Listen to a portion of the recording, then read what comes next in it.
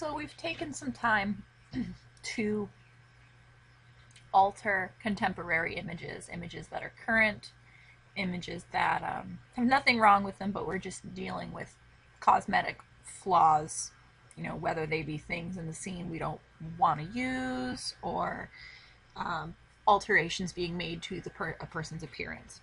But the retouching tools can also be used in an instance like this, where perhaps you are taking an old photo, a scan of an old photo that perhaps has seen better days at one point in time that you'd like to correct. These tools do a fantastic job with this sort of editing also.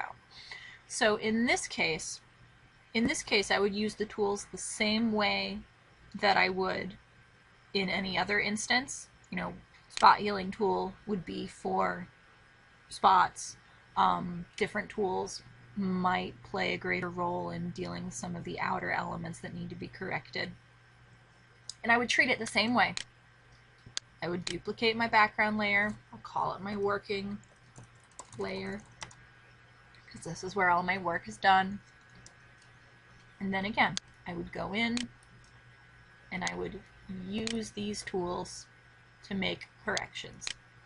Now, you can see that in some cases, a lot of these spots are going to be relatively easy to correct.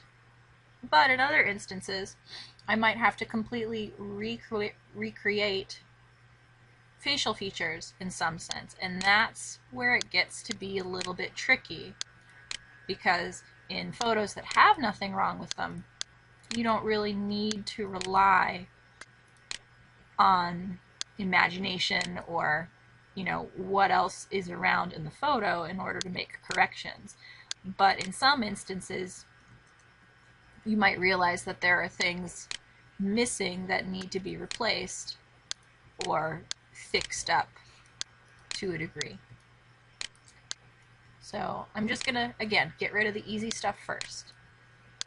All of the regular spots.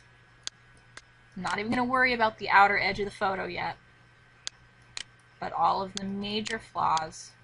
Give that a try. Don't like how that looks, so I'll touch that up separate.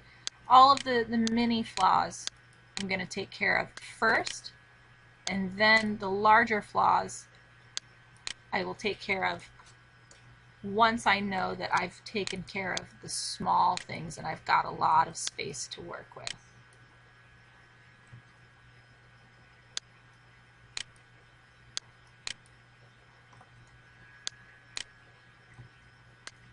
Now, with some of these, I'm getting results I don't care for. Like here on her neck, I'm getting some of her clothing. So I'm going to wait, take care of spot healing first. Then I'm going to go in and use the healing brush to make corrections that perhaps spot healing wasn't doing a good job at. Again, comes down to knowing which tools do the best things, which is going to be the most appropriate for the corrections that you need to make. And that's where we want to focus.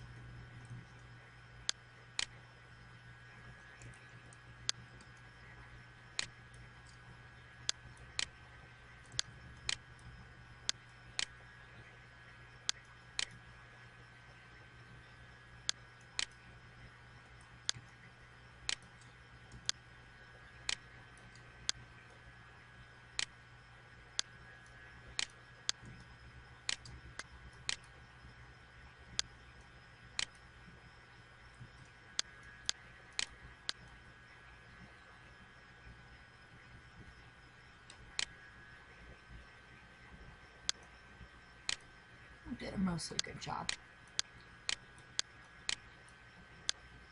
Okay, so now in instances where perhaps I've got a more difficult job, I'll think about which tools I'm using. So with this one, I get to pick my start point, put them together, make my cursor a little smaller here.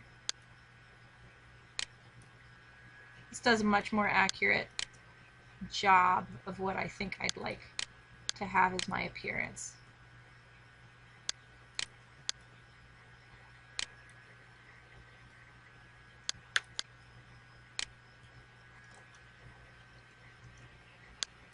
Now in this case, you can see how this is right near the shadow of where that wrinkle is in his pants. If I click where the wrinkle is, you see how I've got a dark and a light spot? I can actually line that wrinkle right up. I'll do the same thing here. Rather than potentially accidentally relocating what I'm wanting to alter,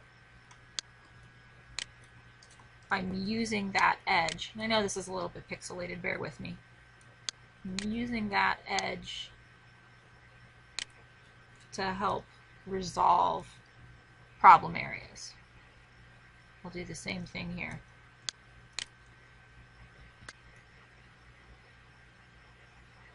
Just trying. Now you can see here, if I go too high, it's seeing where that scratch was. I don't want that. So I might have to source a little lower, or perhaps take care of this region more than one time to help solve the problem that I'm running into here. Alright, so that's much closer. Now I just need to clean up some of the edges where his leg meets the back, so I don't have that sort of square area that comes out. In that sense, I might grab my clone stamp tool, make it super small, and just soften those areas up.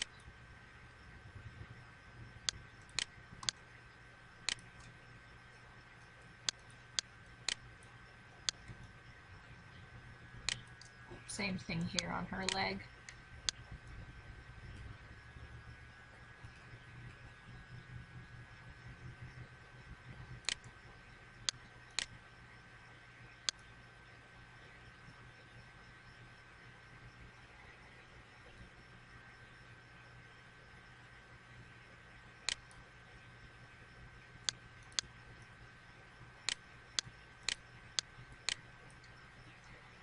Maybe I'll grab this ankle over here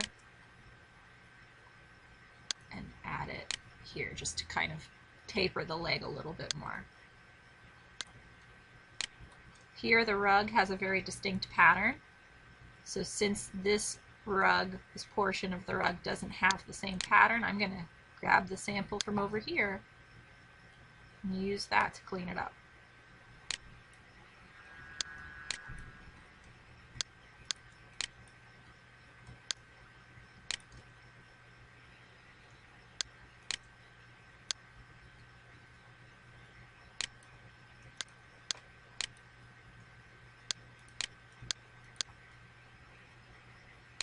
These tools are really remarkable when it comes to solving problem areas such as these. I can remember having to touch up photos like this with a much more limited tool set than what we currently have available to us. So it's you know, come leaps and bounds in relation to where we were before. So this area is giving me a little bit of trouble. I'll hop on back over to my clone stamp tool. Make sure that I pick a nice big area.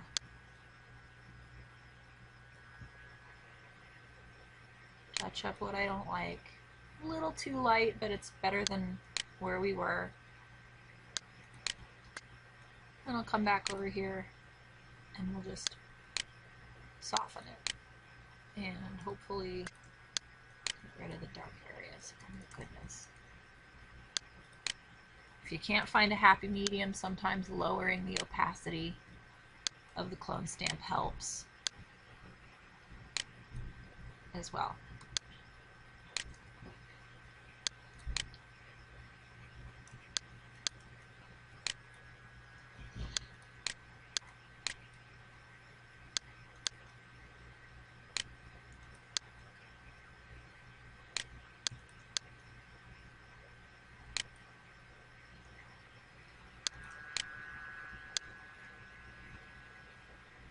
In some cases, you can, to a degree, reinvent the way something's fitting on the page if it's not quite looking right. You can see it's still trying to pick up a little bit of dark, but I can pretend that that's a shadow because it looks sort of like what's happening over here and what's happening over here. So it's just, you know, being smart with the way that you're using the tool. Sometimes you do have to get a little bit inventive on the way something is supposed to look, but as long as it doesn't look intentionally artificial, you're usually in good shape. Fabric is one of the easier things to restore because wrinkles in fabric are very organic, whereas facial features tend to be one of the trickier things just because you're going to know if someone's face is out of whack. They all have their own, you know, their own quirks and their own uses. So it's just one of those things that takes practice.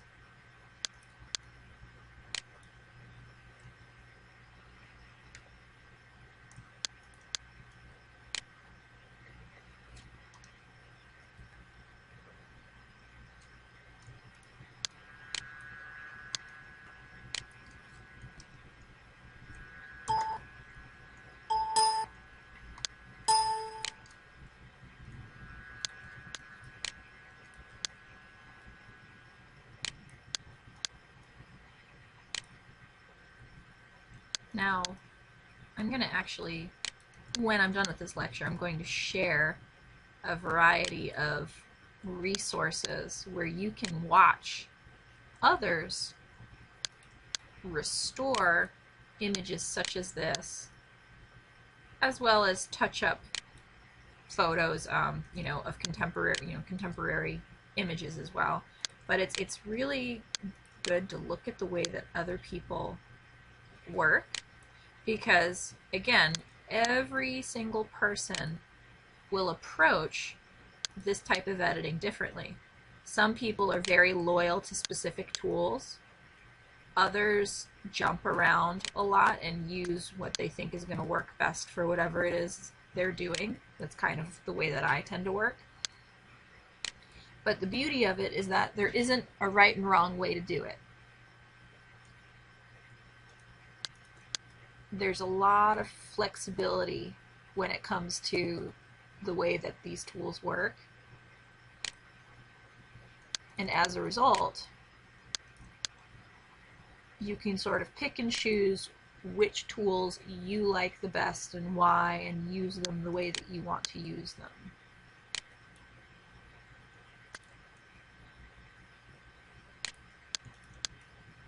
So I'm having to source quite a bit to sort of recreate his foot. You can see that this foot's totally, can't even see it. I'll show you a good way to kind of adjust and work with that problem area in and of itself. I'm going to try and get as much of his ankle in there as I can. Ooh.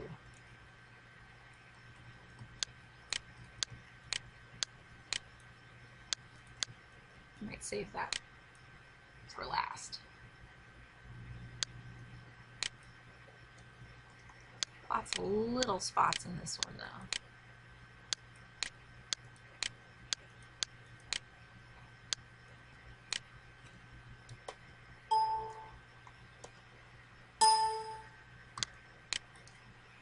Just a quick before and after. Here's where we were. Here's where we are. Getting a lot better. Looks like I accidentally left some stuff over on this side, so I'll swap back over to this side of the screen. Try to recreate his eyebrow a little bit.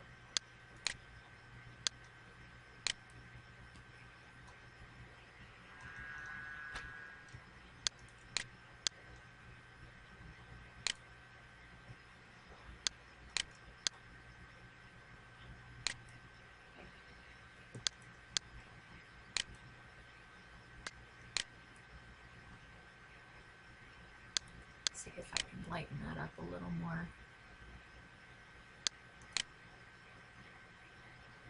In the event the tool outright isn't doing what you'd like it to do, sometimes you can come up to the blending mode of that tool and adjust the way that it's working.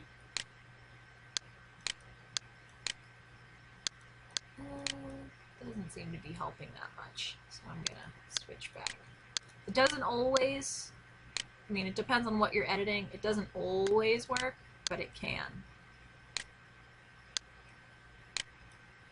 Oops, making his eyebrow a little too large.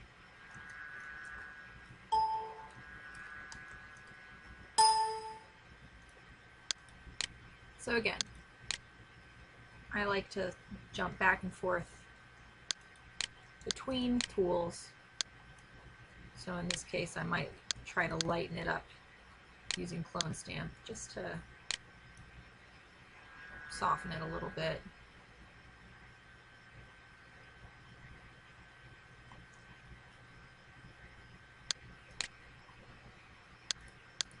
Might jump back in my history a little actually, just because as I started looking a little droopy after I fixed some areas, and you be careful not to do too much over his eyelid. That looks better.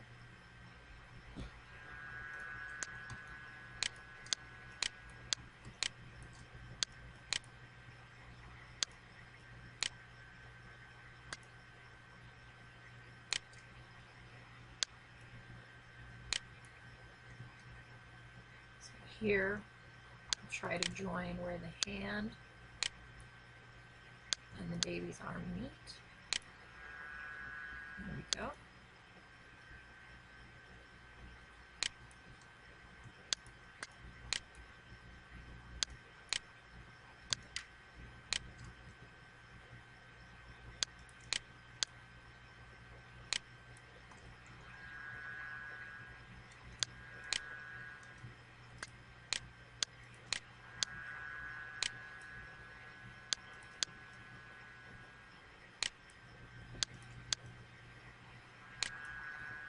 Just touch up the face a little bit.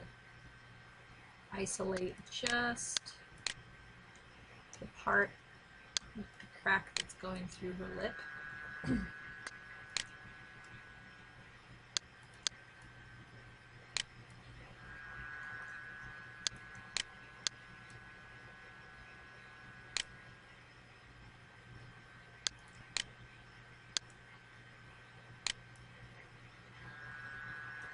A little tricky.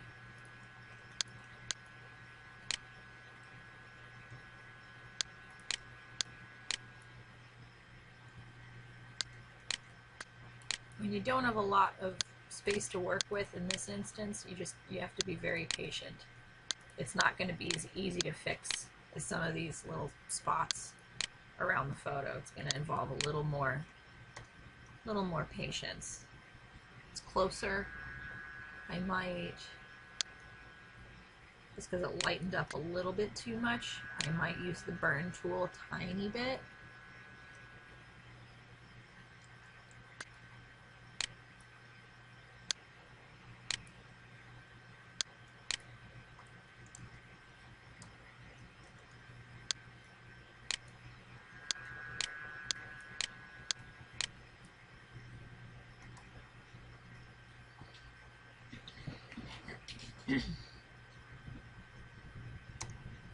Oops. Yeah, don't just hit the backspace button because that can end poorly.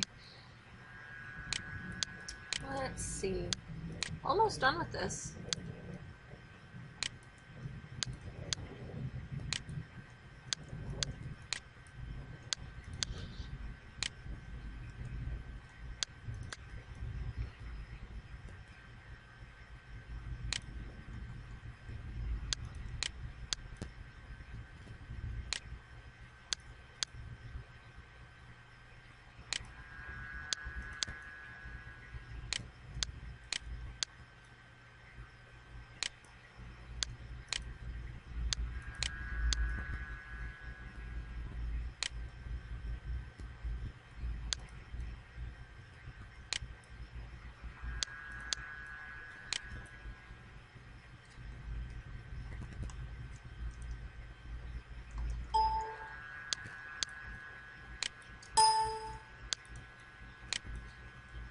I know I'm not talking a heck of a lot in this lecture,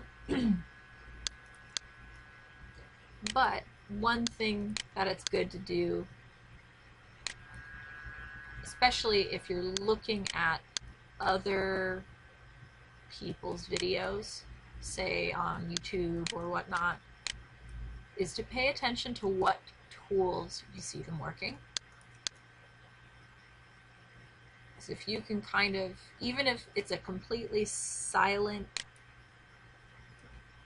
video, you should be able to sort of pick apart the way that something has been done or the way something's been made based on what tools they happen to be using at that point in time.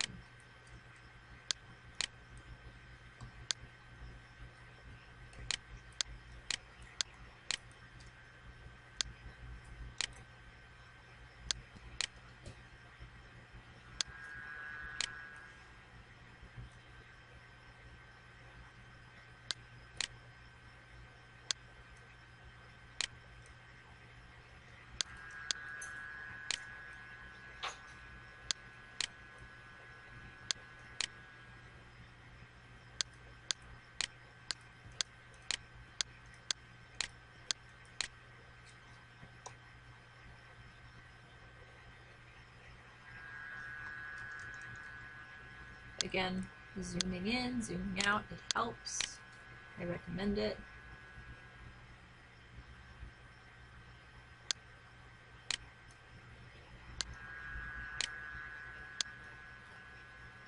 Just try and color over this, see what happens. Spot healing reads minds up. Looks pretty good. So we've gotten rid of the majority of the problem areas. The bigger ones, the ones that are probably posing the trickiest issue at this point though, is going to be the little girl's eyes, this little boy's missing foot, and the border of the image itself.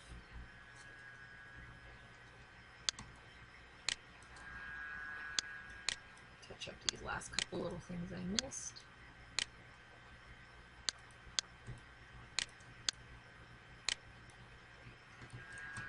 So the little boy's foot is going to be tricky because we don't have a lot of this foot at all to work off of. But we do have one perfectly good foot that could be used. So here's where taking a selection of something and making a duplicate copy can come into play. So I've got, it did have some problem areas. We fixed those. Now I'm going to edit, copy, copying what's inside of the selection, edit, paste. So now I've got this foot sort of floating on its own layer. He's all by himself. I'm going to highlight that layer. I'm going to call it my foot. Then I'm going to go back up to edit, and under transform, I want to flip that layer horizontally. So you see how now I have a mirror image of that foot. I can also use free transform to maybe adjust where that foot is located. Other transformation options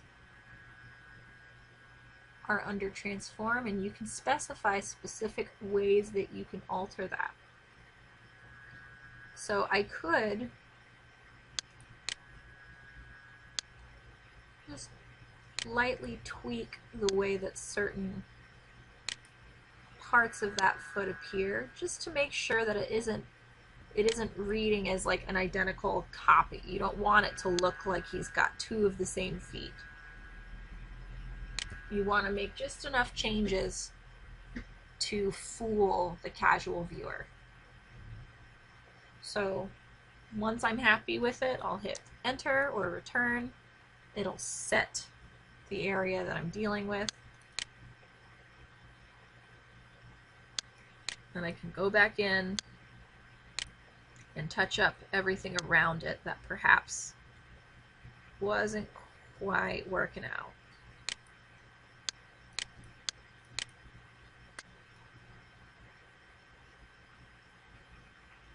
I know I made that look easy.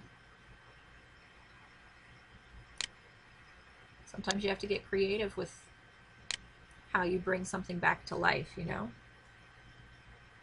And I could continue to alter his ankles. Like I can see how the, you know, there's like a light area here. I might try to darken that.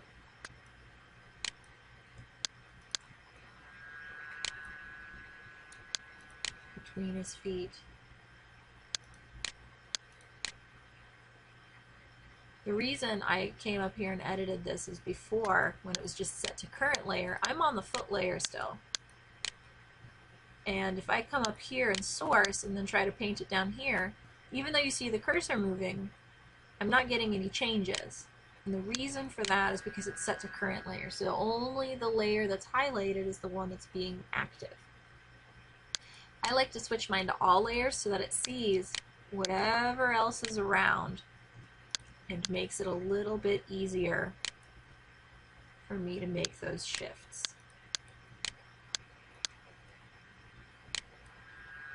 Same thing here, all layers.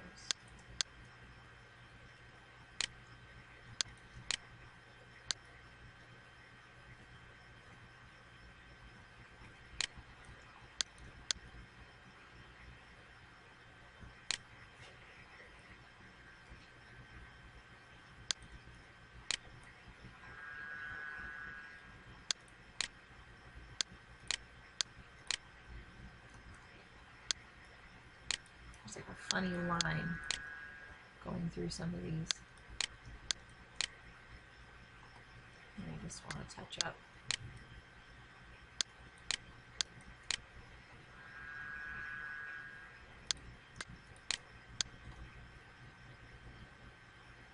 I'll leave the feet where they're at this point. Same thing with the little girl's eyes. You can see that she's got a tiny bit of one eye still and almost none of the other eye. Same thing, if I were to find an eye that might work, I'll use my hotkeys this time. Control C or Command C to copy. Oops. You can see how I have an error here. If it gives you an error that you don't understand and it's telling you a selected area is empty, look at what layer is active. The working layer is what's I need to be on, not the foot layer. Switch. Command or Control C to copy. Command or Control V as in Victor to paste. Call this my eye. Grab the Move tool. And see, I've got that eye. I need to flip it to correct this one.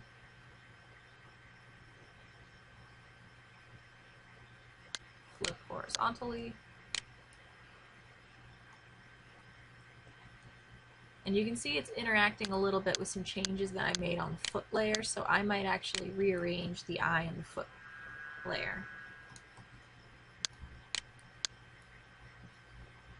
And I can reposition it and make it a tiny bit bigger. Just because if I go too large, pixelation can happen. Then spot heal, sample all layers is set. I can soften it into her face and make it look like it should.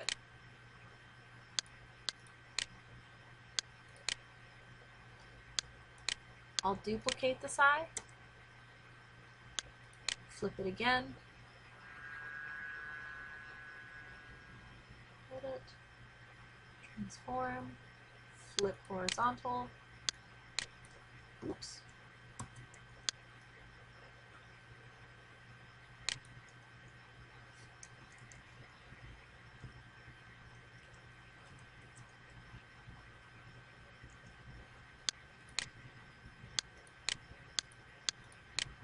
again, touch up what maybe doesn't matter, or what it maybe doesn't match.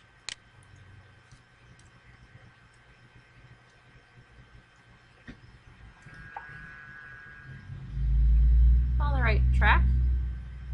If we look at where we started,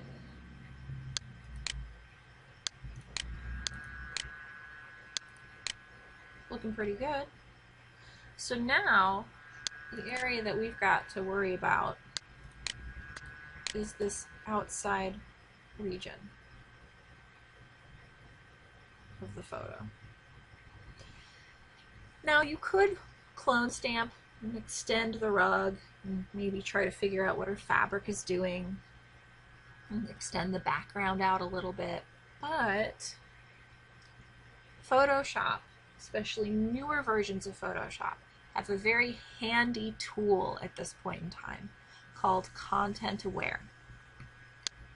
To get to this, I'm going to go to Fill, and under Contents, I'm going to pick Content Aware. And I want to warn you, Content Aware doesn't solve everything. Not even kind of. But it can take what would take a very substantial amount of time to edit and clean it up better than, in a very fast way. So I'm going to give it a try and see how it looks.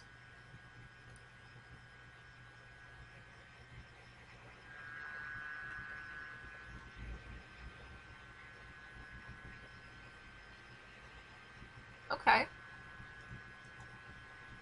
It gave me something to work from. I still have some corrections to do along the edges. And you can see that it threw in, I'm not sure what this is down here, or this. It threw in some extra stuff that maybe shouldn't be there, but it did take care of the top portion, which, probably was the easiest out of the two anyway. So at this point I can go in and maybe clean that up a bit.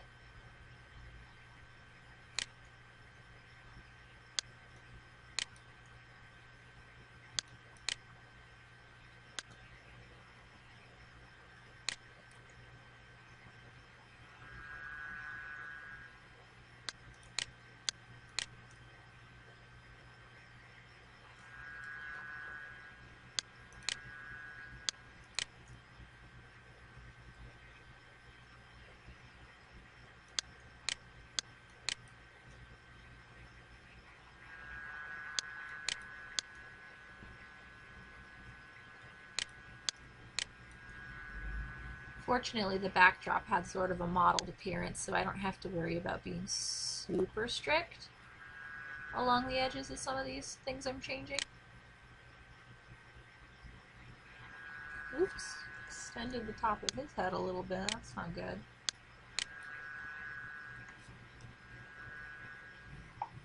Clone stamp to the rescue.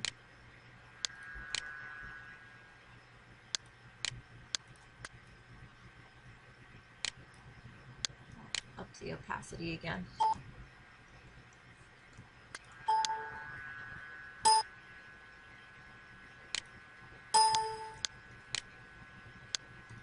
Closer.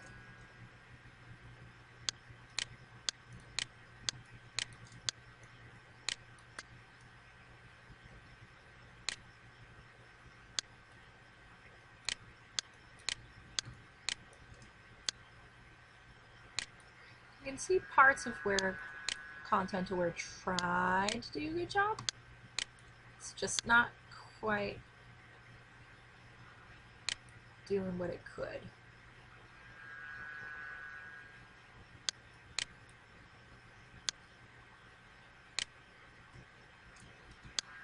And you can see it starts to get kind of messy beneath where the photo sort of ended.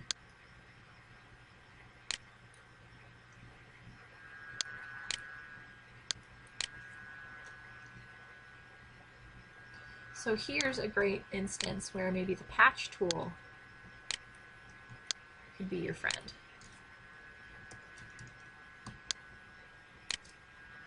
So make a copy of what you like.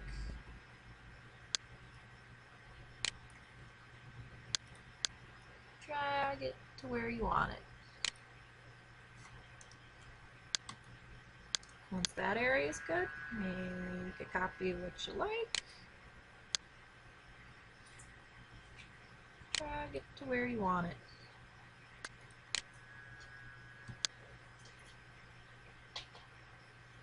Now, again, this bottom area would probably take at least another maybe hour or two, just because it's starting to like lose. You can see some of the textures starting to get lost, and it's starting to try and merge with what's there, and it's not, you know, really start looking as tight as it could, but it's definitely a vast improvement from where it started.